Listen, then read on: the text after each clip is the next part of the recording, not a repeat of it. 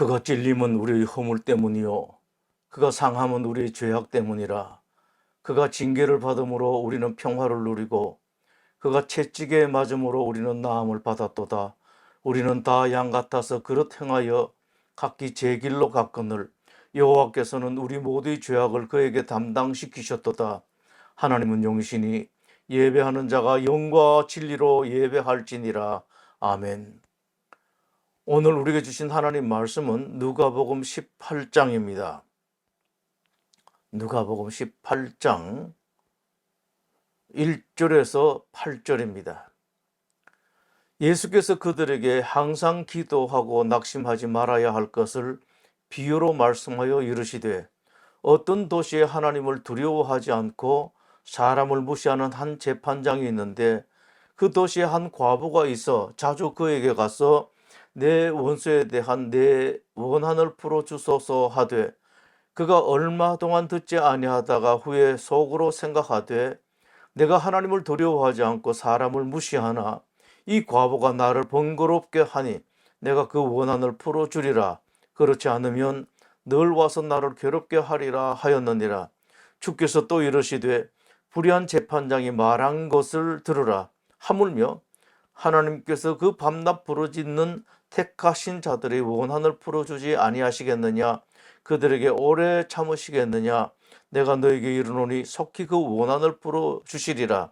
그러나 인자가 올 때에 세상에서 믿음을 보겠느냐 하시니라. 아멘. 재수란 참으로 힘들고 어렵습니다. 재수 삼수하는 학생들을 보면 안쓰러운 마음이 많이 있습니다. 그러나 합격이 보장만 된다면 재수는 필수적으로 해야 할 만큼 인생에 큰 도움이 됩니다. 그래서 하는 말이, 합격만 보장된다면 재수는 필수라고 합니다. 기도가 그렇습니다. 기도만큼 귀중한 것이 없습니다. 그럼에도 불구하고 사람들은 기도하다가 자주 기도하는 것을 포기합니다. 거기에는 여러 가지 이유가 있겠지만 그 중에서 가장 큰 이유는 아마도 기도를 했는데도 응답이 없고, 또 기도를 더 해도 응답될지 확신이 서지 않기 때문일 것 같습니다. 이것을 예수님께서 비유로 하신 말씀이 있습니다. 어느 도시에 아주 악한 재판장이 있었다. 그 도시의 한 과부가 원수에게서 원통한 일을 당했다. 과부의 그 원통함을 풀어줄 수 있는 사람은 그 재판장뿐이었다. 과부는 재판장을 찾아갔다. 한두 번 찾아가는 것이 아니라 귀찮을 정도로 찾아갔다. 계속해서 찾아가서 제발 내 원한을 풀어달라고 하소연을 했다. 예수님께서는 그 재판관을 불의한 재판관, 악한 재판관, 하나님도 안 무서워하고 세상 사람들 눈도 두려워하지 않는 사람이라고 말씀하셨습니다. 돈 없고 배경 없는 과부의 원한 같은 것은 안중에도 없는 재판장이었습니다. 과부가 그렇게 찾아왔지만 눈 하나 깜빡하지 않고 앞으로 더 찾아와도 마찬가지일 것 같았습니다. 예수님의 비유 말씀은 이어집니다. 그런데 이 재판장이 고민이 되었다. 과부가 이만저만 찾아오는 것이 아니기 때문이다. 재판장은 과부는 끝까지 포기하지 않고 밤낮으로 찾아와 귀찮게 할 것이다. 이러다가 내가 말라 죽겠다고 생각한다. 그래서 재판장은 얻는 것이 하나도 없어도 과부의 원한을 풀어주는 것이 더 낫겠다고 생각하게 되었다. 이 말씀에 이어서 주님은 말씀하십니다. 저런 악한 재판장, 돈만 밝히고 자기 이익만 생각하는 못된 재판장, 힘없고 불쌍하고 억울한 일 당하는 사람들을 생각하지 아니하는 저런 못된 재판장도 포기하지 않고 끊임없이 호소하니 들어주지 않았는가? 하물며 선하시고 자비하신 하나님께서 당신의 자녀가 억울한 일로 밤낮 부르짖으면 속히 응답하시지 않으시겠느냐? 또 말씀하십니다. 과부는 그 재판관에게 바치는 뇌물도 없고 연줄도 없는 그야말로 아무것도 아닌 과부였다. 그런데 그런 아무것도 아닌 과부, 아무 관계도 없는 과부가 그렇게 호소하고 부탁하니 들어주었다. 그에 비해 너희들은 하나님께 얼마나 귀한 자식이냐, 하나님은 너희들의 아버지가 아니냐, 그런 너희들이 계속 기도하면 하나님께서 더 말할 나위가 있겠느냐, 너희들이 기도를 오래 모른 척 하시겠느냐, 그런데 왜 기도하다가 낙심하고 중단하고 포기하고 마느냐라는 말씀을 하십니다. 불의한 재판장이 말한 것을 들으라. 하물며 하나님께서 그 밤낮 부르짖는 택하신 자들의 원한을 풀어주지 아니하시겠느냐, 그들에게 오래 참으시겠느냐, 내가 너에게 이르노니 속히 그 원한을 풀어주시리라. 주님의 말씀입니다. 그러니 기도하다 낙심하지 말아라. 포기하지 말고 중단하지 말고 끝까지 기도하라. 그러면 반드시 응답을 받고야 만다. 바로 그 다음에 기독교 유명한 말씀이 있습니다. 구하라 그러면 너에게 주실 것이요, 찾아라 그러면 찾아낼 것이요, 문을 두드리라 그러면 너에게 열릴 것이니 구하는 이마다 받을 것이요, 찾는 이는 찾아낼 것이요, 두드리는 이에게는 열릴 것이니라. 이 말씀은 위의 말씀과 다른 별개의 말씀이 아니라 연결된 하나의 말씀입니다. 이 말씀 중에 구하라는 원어로 아이테오입니다. 이 아이테오에는 불쾌감이 내포되어 있습니다. 상대방이 불쾌할 정도로 귀찮게 찾아와서 부탁하고 또 부탁하는 것을 말씀합니다. 또 두드리라는 말씀의 원어는 크루오인데, 이 말씀은 결과를 기대하기 어려운 상황에서 아무 소용 없을 것 같은데도 계속 그냥 두드리는 것을 말합니다. 가능성이 없어도 계속해서 두드려라. 그렇게 하면 받을 것이요, 찾아낼 것이요, 열릴 것이라는 말씀입니다. 여러분, 이것은 주님의 약속입니다. 그렇게 약속하셨기 때문에 여러분이 포기하지 않고 끝까지 기도하면 절대로 하나님께서 여러분을 실망시키지 않습니다. 절대 실망할 일이 없습니다. 문제는 기도하지 않는 것입니다. 적지 않은 사람들이 기도하는 척은 하는데 실제로 기도하지 않습니다. 기도하는 수익만 내는 이것이 문제입니다. 그래서 하나님께서 야고보서에 너희가 얻지 못함은 구하지 아니하기 때문이라고 말씀하십니다. 응답받지 못하는 이유는 기도하지 않기 때문이요, 기도를 해도 기도하는 척만 하고 진심으로 기도하지 않기 때문이라는 말씀입니다. 이것을 몰라 실패하는 사람들이 많습니다. 이것을 몰라 제일 크게 실패한 사람이 있습니다. 이스라엘의 초대왕 사울입니다. 사울 말년에 나라에 큰 어려운 일이 생겼습니다. 강력한 외적 블레셋이 침공해 온 것입니다. 이스라엘은 블레셋의 대적이 되지 않았습니다. 사울은 블레셋이 침공한다는 소식을 듣고 몹시 두렵고 떨렸습니다. 마음이 다급했습니다. 의지할 곳이 없었습니다. 그동안 일이 있을 때마다 자기를 도와주고 지도해 주던 스승 사무엘은 죽었습니다. 사실은 사무엘이 살아 있을 때도 사울은 왕이 되자 무시했습니다. 그러나 그 사무엘마저도 돌아가시고 없었습니다. 이제는 자기가 직접 하나님을 찾아야 되는데 막상 하나님을 찾아가려고 하니 면목이 없었습니다. 늘 순종하지 않았고 외면했고, 하나님께서 그렇게 말씀하셔도 제대로 대답도 하지 않았기 때문입니다. 그나저나 다급했던 사울은 하나님께 기도했습니다. 그러나 사울은 조금 기도하다가 곧 포기해 버립니다. 아니나 다를까 역시 하나님께서 대답하시지 않으셨기 때문입니다. 사울은 더 이상 하나님을 찾지 않고 무당을 찾아갔습니다. 그리고 난 뒤 전쟁에 나갔습니다. 이스라엘은 재패를 당하고 사울은 중상을 당합니다. 중상을 당한 채 여기저기로 피해 다니다가 마지막에는 자살로 생을 마감했습니다. 그날 사울의 아들 셋도 함께 전사를 당하고 말았습니다. 사울의 이 일을 생각할 때마다 너무도 큰 아쉬움이 있습니다. 만약 사울이 포기하지 않고 계속 기도했더라면 어떻게 되었을까요? 하나님께서 응답하시지 않는다고 뒤돌아 떠날 것이 아니라, 그래도 나는 의지할 때가 하나님밖에 없습니다. 나에게는 하나님밖에 없습니다. 제가 잘못했습니다. 한 번만 더 기회를 주십시오. 천부여 의지 없어서 손들고 옵니다. 주 나를 박대하시면 나 어디 가리까? 라고 했다면 어떻게 되었을까요? 끝까지 하나님께서 응답하지 않으셨을까요? 우리 하나님은 절대로 그런 하나님이 아닙니다.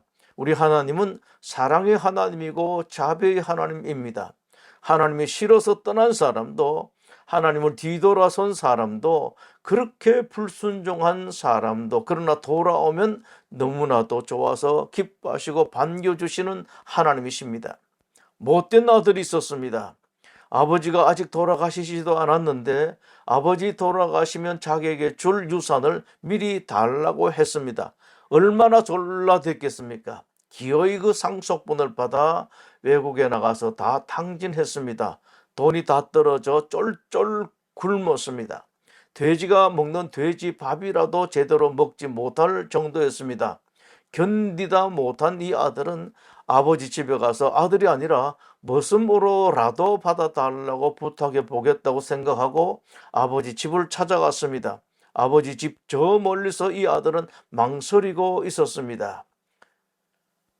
아직 멀리 있는데 그때 눈도 안 좋은 아버지가 이 아들을 알아보고 쫓아 나옵니다. 아마도 신발도 신지 않고 뛰어나왔을 것 같습니다. 마치 아들이 올 시간을 알았던 것 같았습니다. 밤낮 기다리고 있었기 때문입니다.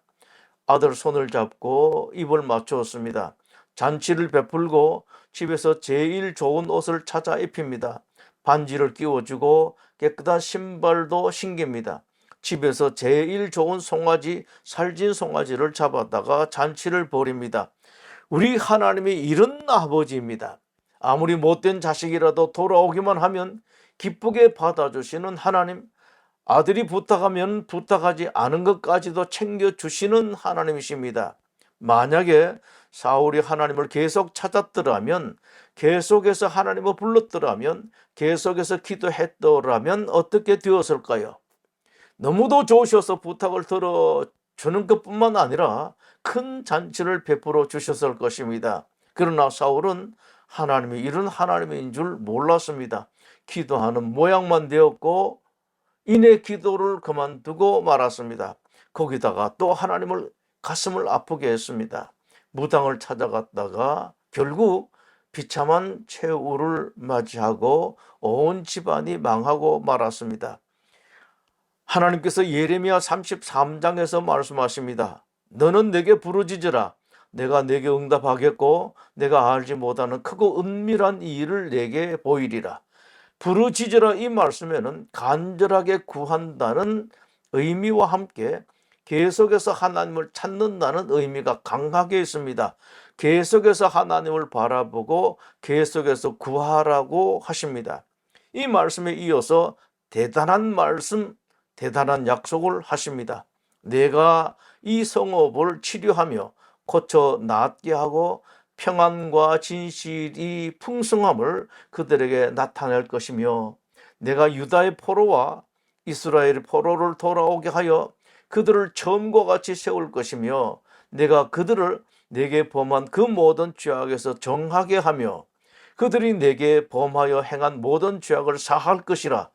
이 성읍이 세계 열방 앞에서 나의 기쁜 이름이 될 것이며 찬송과 영광이 될 것이요 그들은 내가 이 백성에게 베푼 모든 복을 들을 것이요 내가 이 성읍에 베푼 모든 복과 모든 평안으로 말미암아 두려워하며 떨리라.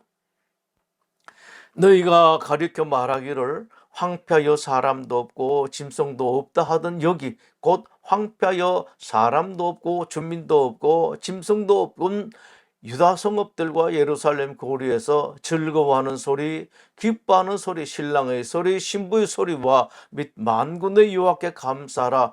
여호와는 선하시니 그 인자심이 영원하다 하는 소리와 여호와의 성전에 감사제를 드리는 자들의 소리가 다시 들리리니 이는 내가 이 땅의 포로를 돌려보내어 지난 날처럼 되게 할 것임이라.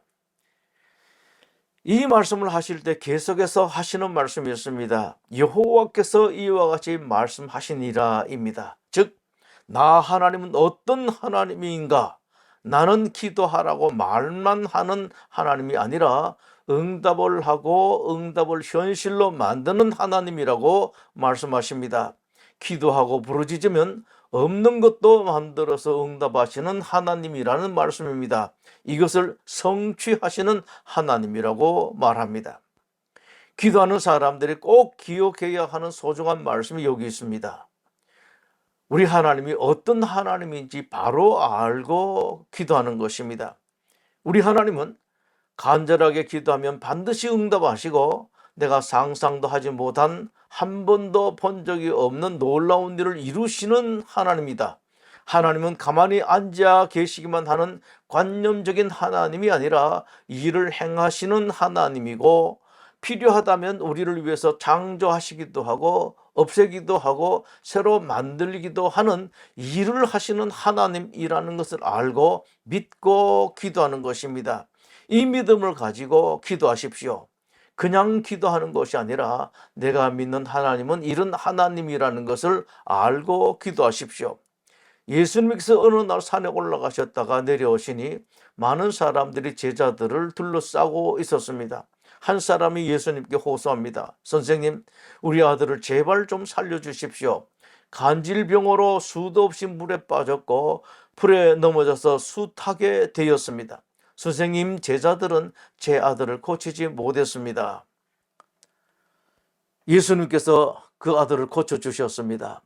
나중에 제자들이 예수님께 주님, 우리도 주님과 똑같이 했는데 왜 고치지 못했습니까? 라고 물었습니다. 예수님께서 대답하셨습니다. 기도 이외에는 다른 것으로는 방법이 없다. 기도뿐이다.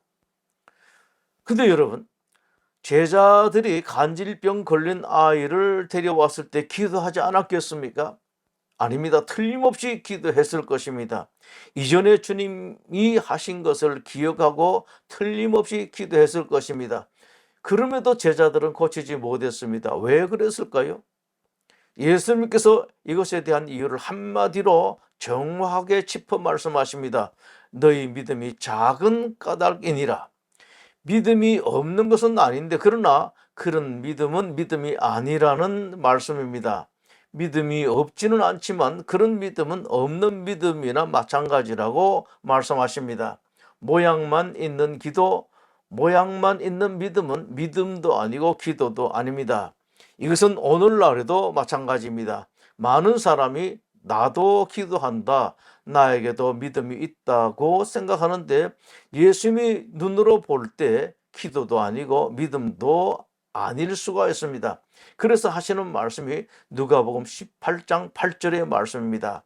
인자가 올 때에 세상에서 믿음을 보겠느냐? 예수님께서 이 시간 여러분에게 말씀하십니다. 기도하라, 포기하지 말고 낙심하지 말고 중단하지 말고 계속 기도하라.